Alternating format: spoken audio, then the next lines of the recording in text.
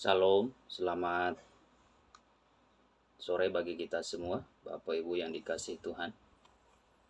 Semoga kita sehat-sehat semua. Kembali kita berjumpa di layar HP ini. Kita akan kembali belajar firman Tuhan.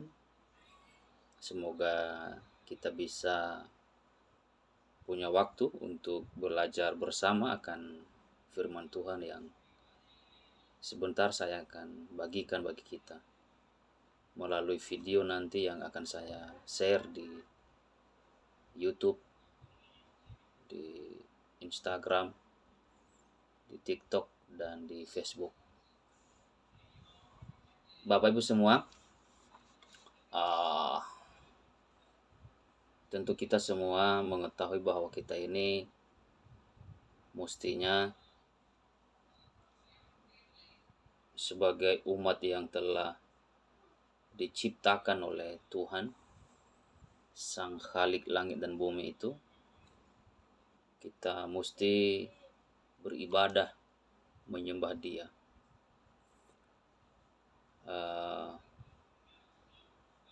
Namun tentu banyak sekali sampai sekarang ini perbincangan, dialog demi dialog, bahkan diskusi demi diskusi, juga perdebatan demi perdebatan tentang hari daripada peribadatan umat Tuhan itu sendiri. Sebab ada yang mengatakan bahwa kita itu ibadah setiap hari Minggu. Ada juga yang bilang bahwa kita itu ibadahnya hari Sabat atau hari Sabtu. Ada juga yang bilang bahwa kita itu ibadahnya setiap hari tanpa batas waktu, tanpa ditentukan oleh hari apapun. Bahkan ada juga yang bilang begini bahwa kita tidak perlu datang ke satu tempat untuk beribadah. Kita cukup saja berbuat baik setiap harinya, karena itu juga sebuah ibadah. Dan banyak lagi alasan-alasan yang lain yang dikemukakan tentang hari peribadatan ini. Dan semua itu kita dibingungkan tentunya. Tentu kita akan bertanya mana yang jauh lebih sesuai dengan apa kata Alkitab, kan itu. Namun tidak menjadi satu persoalan akan hal itu, sebab bagaimanapun bahwa Alkitab inilah satu-satunya jawaban untuk memberikan kita satu yaitu jawaban yang pasti tentang hal itu. Karena tentunya seorang petani kalau pergi ke sawah atau ke ladang, dia akan bawa cangkul, arit atau parang, dan alat-alat tani yang lain. Itulah alat yang dibawa sebagai seorang petani. Namun kita sebagai umat Tuhan, umat tebusan di dalam Yesus Kristus, alat kita, pegangan kita adalah Alkitab. Ya, Alkitablah pegangan kita. Tidak ada yang lain. Inilah pegangan kita. Jadi biarlah Alkitab itu sendiri yang akan menjawab akan pertanyaan-pertanyaan yang muncul tentang hari peribadatan umat Tuhan itu. Bukan dari sumber-sumber yang lain, apalagi dari apa kata orang. Karena di luar sana sering kita dengarkan bahwa apa kau bilang, apa katanya. Ya. Jadi bukan dari apa kata orang, bukan dari apa kata pemimpin agama tertentu, tetapi semata-mata hanya karena apa kata Alkitab. Ya. Baik, kita akan mengawali dari Wahyu, ya. Kita baca di dalam Wahyu pasal 14 ayat 7. Perikopnya adalah pemberitahuan tentang penghakiman. Dan ia berseru dengan suara nyaring, takutlah akan Allah dan muliakanlah Dia, karena telah tiba saat penghakimannya, dan sembahlah Dia yang telah menjadikan langit dan bumi dan laut dan semua mata air. Mungkin kita bingung, kurang mengerti akan maksud daripada ayat ini. Tapi tidak mengapa, kita akan pelan-pelan, kita akan ulangi tentang apa maksud daripada ayat ini. Dikatakan di dalam ayat ini tadi, takutlah Allah dan muliakanlah Dia. Karena memang Allah lah yang kita harus muliakan dan sembah, ya. Karena telah tiba saat penghakimannya, dan dikatakan, ya, sembahlah Dia yang telah menjadikan langit dan bumi dan laut dan semua mata air. Apa dikatakan di dalam ayat ini? Sembahlah Dia. Dari sinilah muncul kata sembahyang, ya. Jadi kita datang ke gereja untuk sembahyang, untuk menyembah kepada Sang Khalik langit dan bumi ini, yang telah menciptakan langit dan bumi ini. Makanya dikatakan sekali lagi, dan sembahlah Dia yang telah menjadikan langit dan bumi dan laut dan semua mata air. Ya, kita menyembah Allah yang telah menjadikan langit dan bumi ini. Kita percaya bahwa Allah kita, Tuhan kita yang kita sembah adalah Allah yang kita sebut di dalam satu nama, yaitu Yesus Kristus.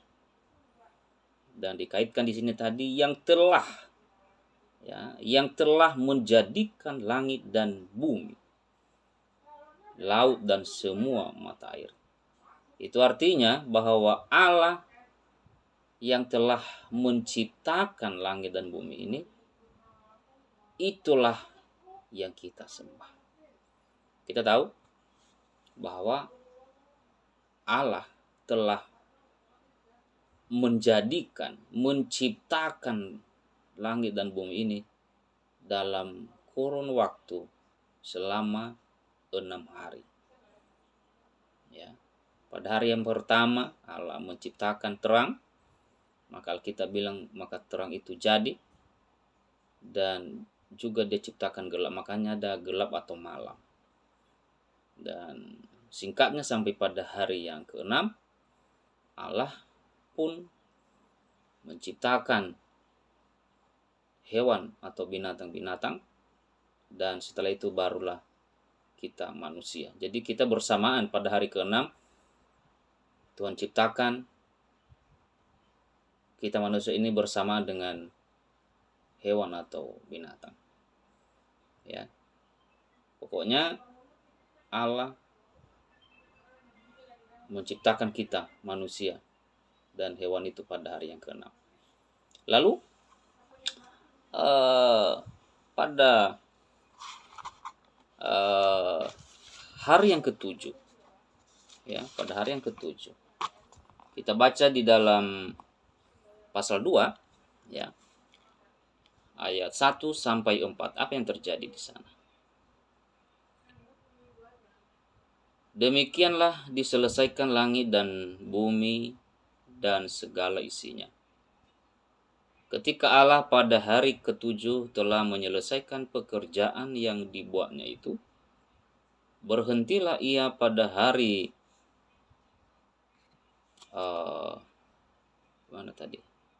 berhentilah Ia pada hari ke-7 dari segala pekerjaan yang telah dibuatnya itu.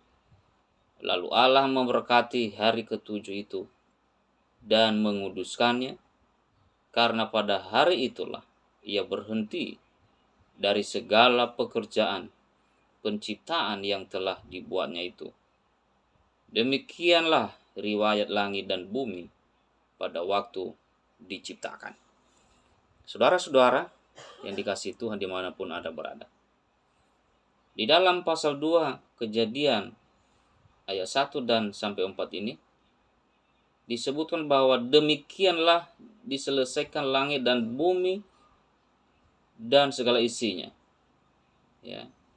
Ayat 2, ketika Allah pada hari ketujuh telah menyelesaikan pekerjaan yang dibuatnya itu, berhentilah ia pada hari ketujuh dari segala pekerjaan yang telah dibuatnya itu. Lalu Allah memberkati hari ketujuh itu dan menguduskannya. Di sini ada kata hari ketujuh. Ya. Setelah 6 hari dia ciptakan langit dan bumi ini, lalu pada hari yang ketujuh, ya, Allah berhenti memberkati dan menguduskan hari ketujuh itu. Ya. Kita mungkin bertanya-tanya, apa yang dimaksud dengan menguduskan? Menguduskan itu adalah dalam bahasa aslinya Allah mengkhususkan hari ketujuh itu. Untuk apa? Untuk manusia ciptaannya. Ya. Untuk manusia itu gunakan sebagai hari perbaktian. Hari penyembahan manusia itu, ciptaannya itu. Ya. Karena dia kuduskan, dia khususkan untuk manusia pakai sebagai hari ibadahnya. Ya. Oke, kita tidak ke situ dulu. Tadi dikatakan hari ketujuh. Hari ketujuh. Kita belum paham apa maksudnya hari ketujuh itu. Oke. Hari ketujuh adalah kita baca di dalam Keluaran pasal 20. Keluaran pasal 20 ayat 8 sampai 10. Ya. Ke-10 firman. Ayat 8. Ingatlah dan kuduskanlah hari Sabat. 6 hari lamanya engkau akan bekerja dan melakukan segala pekerjaanmu. Tetapi hari ketujuh adalah hari Sabat Tuhan Allahmu. Maka jangan melakukan sesuatu pekerjaan, engkau atau anakmu laki-laki atau anakmu perempuan, atau hambamu laki-laki, atau hambamu perempuan, atau hewanmu, atau orang asing yang di tempat kediamanmu. Coba kita garis bawahi ayat 10 ini. Dikatakan, tetapi hari ketujuh adalah hari Sabat Tuhan Allahmu. Ya. Jadi hari ketujuh adalah hari Sabat Tuhan Allah yang telah menciptakan langit dan bumi. Ingat sekali lagi, hari ketujuh adalah hari Sabat. Ya. Dan inilah yang dipermasalahkan oleh setiap umat Tuhan sampai detik ini tentang hari Sabat ini. Ada yang bilang tadi bahwa hari Sabat hari Minggu, hari Sabat hari Sabtu, hari Sabat hari apa saja. Bahkan paling bahayanya, kita tidak perlu datang ke gereja, kata mereka, kita cukup berbuat baik saja. Yang mana yang benar di antara pernyataan-pernyataan manusia itu tadi? Kita sudah mulai mengerucut, memahami akan hari Sabat. Sebab dikatakan di sini hari ketujuh adalah hari Sabat. Berbicara tentang hari. Tadi dikatakan adalah hari ketujuh.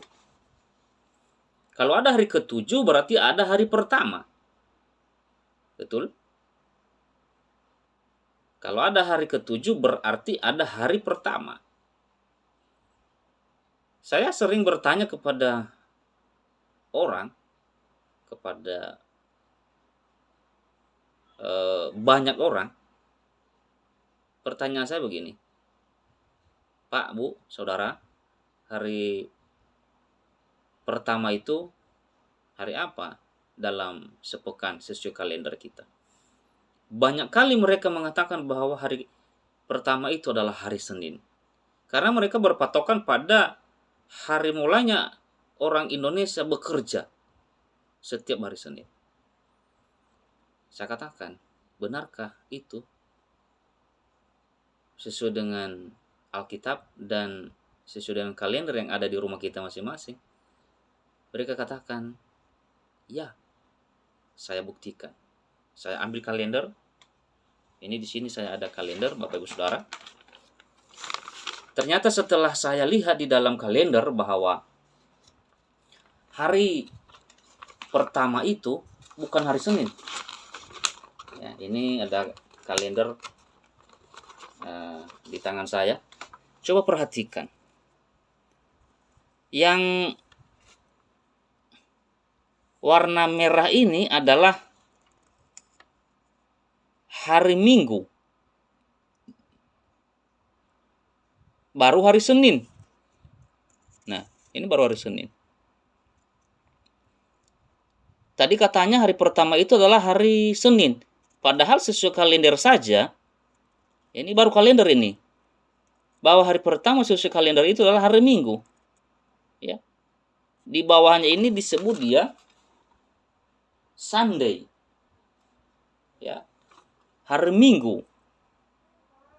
Ya. Baru hari Senin, baru Selasa, baru Rabu, baru Kamis, Jumat dan Sabtu. Ya. Bahkan di dalam bahasa Arab hari Minggu ini dikatakan atau disebutkan adalah apa namanya?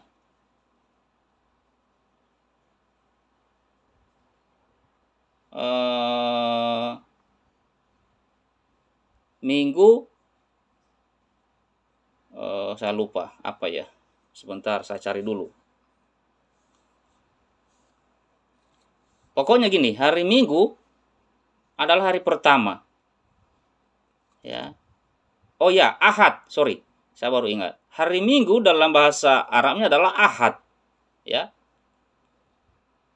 Hari pertama. Kalau dalam bahasa Ibraninya atau bahasa penulisan Alkitab ini adalah disebut dia Echad, yang pertama. Jadi hari Minggu adalah hari pertama. Nah, kita tulislah angka 1 di atas Ahad ini atau Echad atau hari Minggu ini, ya. Minggu 1, oke? Senin 2, Selasa 3, Rabu 4,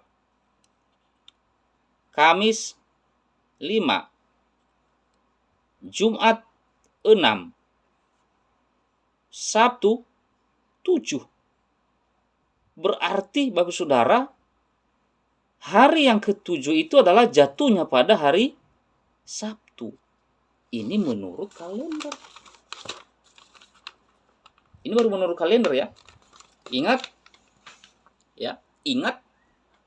di dalam sebuah persidangan, dalam sebuah kasus, ya, sesuatu kesaksian baru sah jika ada 2 kesaksian. Minimal ada 2 kesaksian. Kalau 2 kesaksian itu ada bahwa itu sah, menyaksikan bahwa sesuatu itu benar.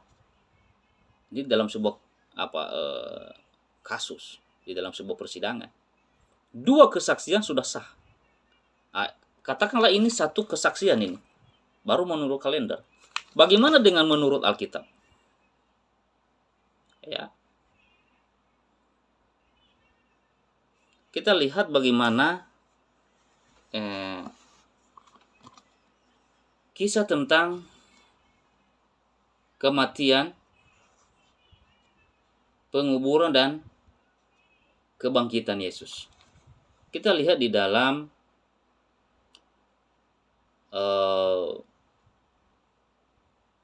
apa namanya,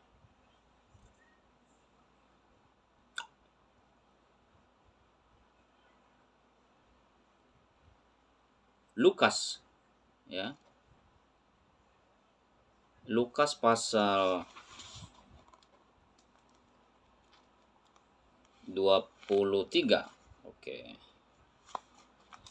Lukas pasal 23. Nah, ini. Lukas pasal 23.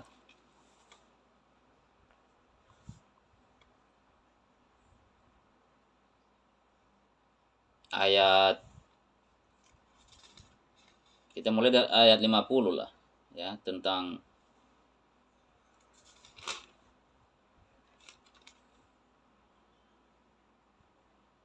atau gini, dari ayat 44, dari mulai Yesus mati, ya. Dari mulai Yesus mati. Ya. Yesus mati di atas kayu salib, ya. Kita nggak perlu runut dari awal lagi karena terlalu panjang ayatnya. Kita langsung saja dari Yesus mati. Ayat 44. Ketika itu hari sudah kira-kira jam 12, lalu kegelapan meliputi seluruh daerah itu sampai jam 3. Sebab matahari tidak bersinar dan tabir bait suci terbelah dua. Oke. Lalu Yesus berseru dengan suara nyaring, "Ya Bapa, ke dalam tanganmu kuserahkan nyawaku." Dan sesudah berkata demikian, ia menyerahkan nyawanya. Ketika kepala pasukan melihat apa yang terjadi, ia memuliakan Allah, katanya, "Sungguh orang ini adalah orang benar." Dan sesudah seluruh orang banyak yang datang berkerumun di situ untuk tontonan itu, melihat apa yang terjadi itu, pulanglah mereka, ya. Pulanglah mereka sambil memukul-mukul diri. Semua orang yang mengenal Yesus dari dekat, termasuk perempuan-perempuan yang mengikuti dia dari Galilea, berdiri jauh-jauh dan melihat semuanya itu. Yesus dikuburkan. Nah, tadi sebelum kita masuk di sini, Yesus dikuburkan. Yesus mati tadi di jam, ya, apa namanya? Di jam berapa tadi?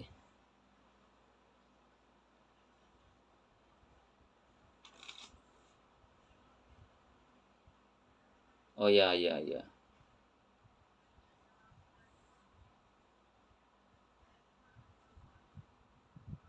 Yesus mati, ya, Yesus mati. Oke, lalu Yesus dikubur. Bagaimana kisahnya? Adalah seorang yang bernama Yusuf. Ia anggota majelis besar dan seorang yang baik lagi benar. Ia tidak setuju dengan putusan dan tindakan majelis itu. Ia berasal dari Arimatea, sebuah kota Yahudi, dan ia menantikan kerajaan Allah. Ia pergi menghadap Pilatus dan meminta mayat Yesus. Dan sesudah ia menurunkan mayat itu, ia mengapaninya dengan kain lenan, lalu membaringkan di dalam kubur yang digali di dalam bukit batu, di mana belum pernah dibaringkan mayat. Hari itu adalah hari persiapan dan Sabat hampir mulai. Pokoknya gini, Yesus kita tahu bahwa mati pada hari Jumat, pada jam 3 sore. Ya. Yesus mati pada hari Jumat, makanya sering disebutkan bahwa hari itu adalah Jumat Agung. Ya, sampai sekarang dirayakan oleh kebanyakan umat Kristen di bumi ini, di dunia ini. Padahal sebenarnya dalam Alkitab tidak pernah ada perintah untuk melakukan itu. Tapi ya sudahlah, ya. Kita tidak perlu permasalahkan itu. Lalu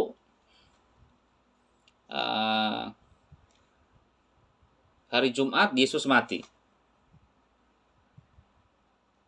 Terus Yesus dikubur sebelum Sabat mulai. Karena dikatakan di dalam ayat 54, ya, ayat 54, hari itu adalah hari persiapan dan Sabat hampir mulai. Sebelum Sabat mulai.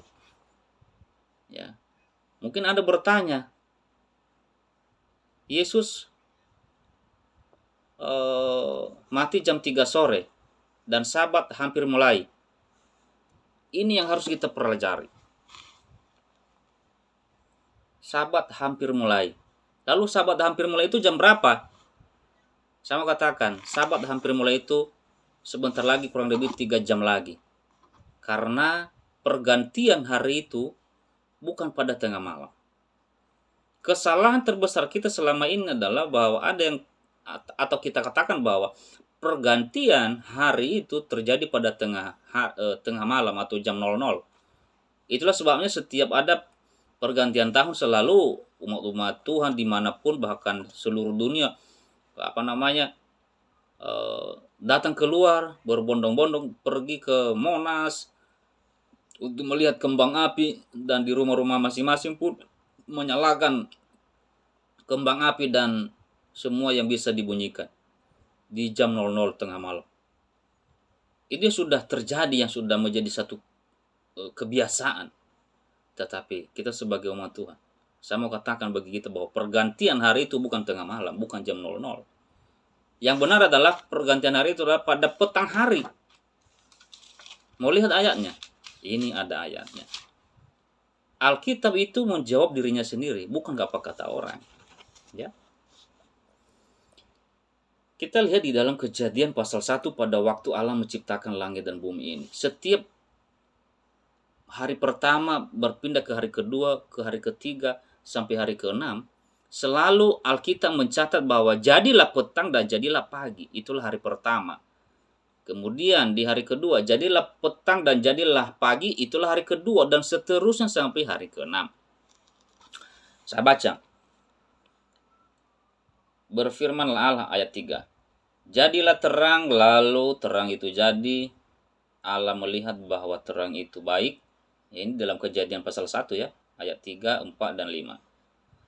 Berfirmanlah Allah, jadilah terang, lalu terang itu jadi. Allah melihat bahwa terang itu baik, lalu dipisahkannya lah terang itu dari gelap. Dan Allah menamai terang itu siang dan gelap itu malam. Perhatikan ini, jadilah petang dan jadilah pagi. Itulah hari pertama.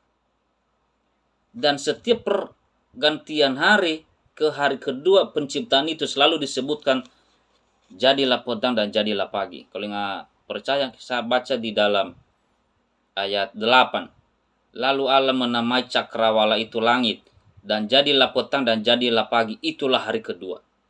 Sampai hari ke-6 selalu disebutkan itu nanti, jadilah petang dan jadilah pagi. Itulah hari pertama, jadilah petang, jadilah pagi. Itulah hari kedua, jadilah petang dan jadilah pagi. Itulah hari ketiga, dan sampai hari yang ke-6. Mungkin kita bertanya, apa maksudnya jadilah petang dan jadilah pagi? Bapak Ibu semua, jadilah petang itu adalah dimulai dari petang. Ya, diperkirakan dari jam 6 sore atau matahari terbenam. Ya, matahari terbenam di Indonesia ini terbenam dia jam 6 pagi. Ya. Kalau di daerah-daerah di benua lain ada yang jam 9 malam baru pergantian hari. Tapi itu tidak mengganggu siklus perputaran rotasi bumi ini. Ya, pokoknya petang. Kalau di Indonesia petang itu di jam 6 kurang lebih, ya. Lalu dikatakan jadilah pagi, ya. Artinya dari petang sampai pagi hari, oke? Dari petang sampai pagi hari. Baru dikatakan dan jadilah pagi. Artinya dari pagi sampai petang lagi. Karena ingat, dari petang ke pagi itu 12 jam malam. Oke, 12 jam waktu malam gelap.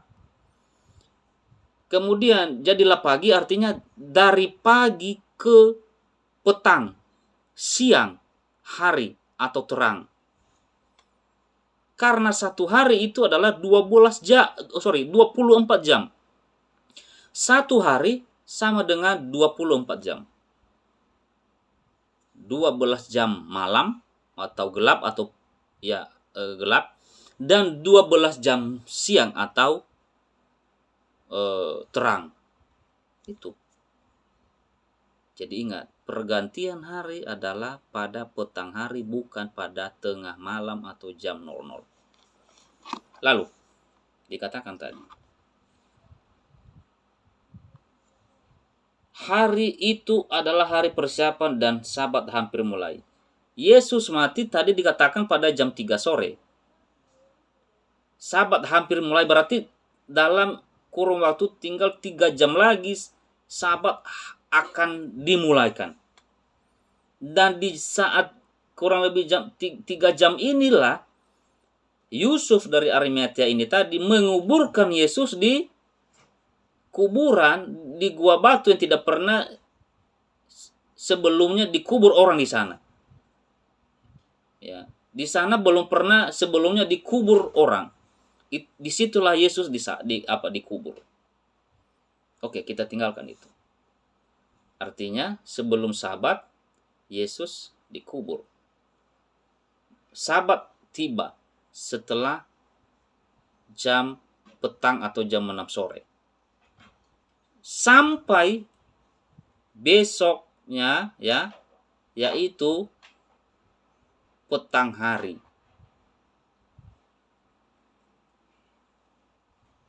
Alkitab bilang pagi-pagi benar, pasal 24 ayat 1 ya. Tetapi pagi-pagi benar pada hari pertama minggu itu mereka pergi ke kubur membawa rempah-rempah yang telah disediakan mereka. Mereka mendapati batu sudah mengguling dari kubur itu, dan setelah masuk mereka tidak menemukan mayat Tuhan Yesus. Ayat ini, satu pasal ini mengisahkan tentang kebangkitan Yesus, karena perikopnya kebangkitan Yesus. Pada hari Minggunya, pagi-pagi benar, ya, Alkitab bilang, Yesus sudah bangkit dari kubur. Oke.